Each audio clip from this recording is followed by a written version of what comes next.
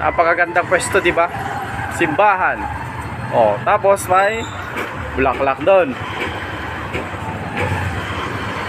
Magsimba muna kayo para syempre laging healthy yung relasyon nyo. And then after nyo magsimba, kasi desperas na kayo ng Valentine's, oh, bilan mo siya ng flowers, di ba? And syempre kumpletuhin mo, dapat may chocolates. Dito ka bibili sa store. Lapitan natin yung magkano.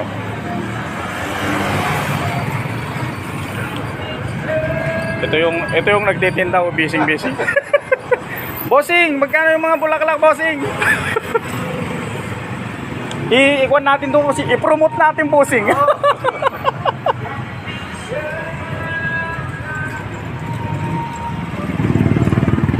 Oh, ito yung mga presyo.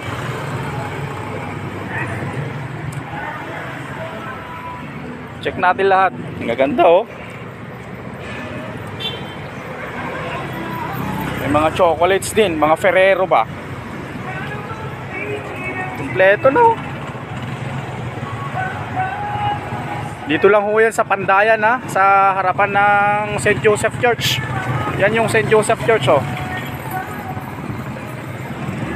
Kung kulang yung chocolates na bibilin ninyo, siyempre nandyan yung store namin. Kung saan ako nagtatrabaho. Marami dyan, maraming nakasale ngayon. May pera pa pala, oh.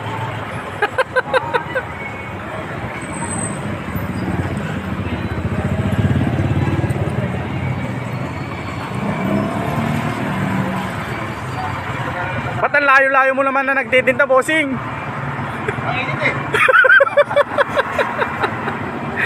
Pandayan po yan. Pandayan doon, yan. Papasok dyan. Pandayan Bookshop. Pwesto po nila yan. Oh, halina kayo, ha. Oh. Kasi magpa-Valentine's na, dapat regaluhan muna ng bulaklak yung jowa mo. Magulang man yan, kaibigan, kung special sa'yo.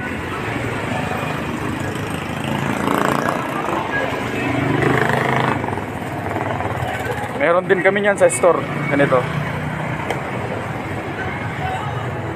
Mga Ferrero. Ito lang ang mga wala kami, mga flowers. Ang gaganda, oh.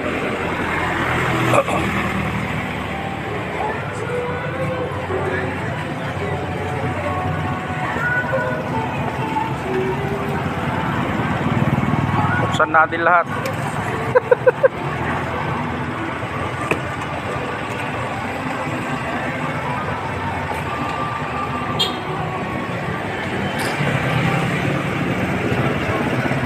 Pumunta na kayo, guys, mga kapagkat.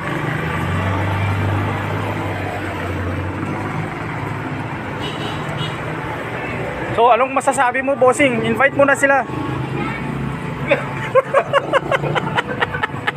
Ba't tumatawa ka, bossing? Yun, ah. Halina kayo, kamo, bossing. Oh. Hanggang dito na lang kasi kailangan ko lang pumasok.